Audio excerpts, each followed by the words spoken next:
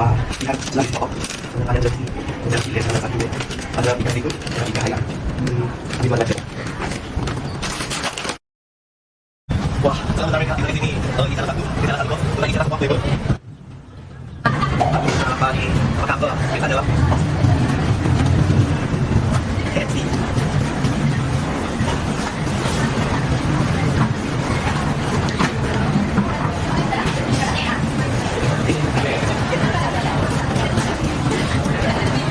Tidak bisa, turun nih. Ayo. Hai, sampai. Oh, Pak Ben ada anak aku sudah untuk makan. Aduh. Untuk berusaha uang yang bijak. Wah, sangat ya. Ya.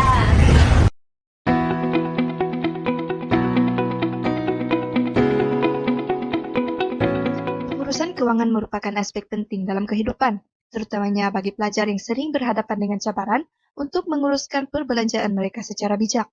Namun, kajian menunjukkan bahwa ramai pelajar kurang cakna terhadap kepentingan perencanaan keuangan yang menyebabkan mereka terdedah kepada pelbagai masalah. Dalam usaha untuk meningkatkan kesadaran pelajar mengenai pengurusan keuangan, kempen ini dirangka untuk memberi pendedahan, tips, dan penyelesaian yang praktikal.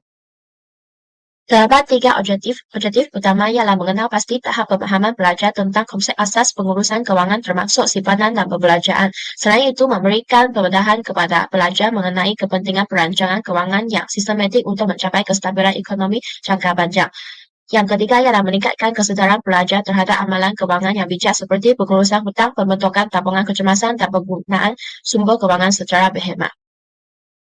Terdapat beberapa isu yang wujud dalam pengurusan keuangan, antaranya para pelajar kurang cakna akan pengurusan keuangan asas. Hal ini boleh menyebabkan pelajar membuat keputusan keuangan yang kurang bijak dan seterusnya menyebabkan perbelanjaan yang tidak terkawal. Selain itu, para pelajar tiada rancangan keuangan yang jelas. Hal ini boleh menyebabkan pembaziran karena para pelajar tidak meletakkan had kepada jumlah perbelanjaan mereka. Seterusnya, para pelajar berhutang. Peningkatan hutang terkumpul boleh menyebabkan kesukaran dalam membayar hutang dan seterusnya mengganggu kestabilan keuangan. Selain itu, para pelajar tidak membuat simpanan. Para pelajar tidak mempunyai simpanan untuk keperluan dalam situasi yang tidak dapat dijangkakan, seperti kecemasan perubatan. Saya akan membentangkan kesan kempen kesedaran terhadap pelajar usia. Pertama sekali adalah kesedaran menguruskan keuangan.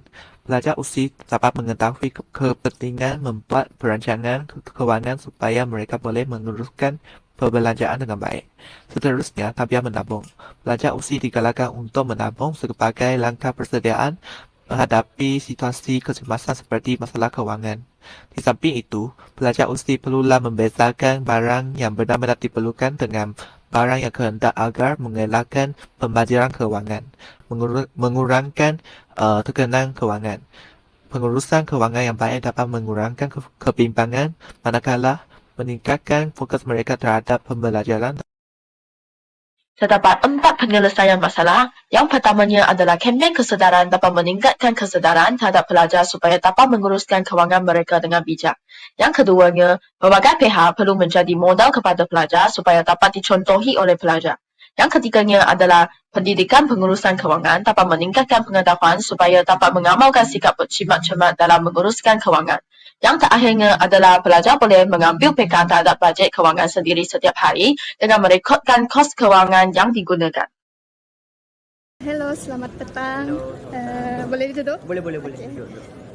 Baiklah, nama saya Etni. Boleh tahu nama saudara?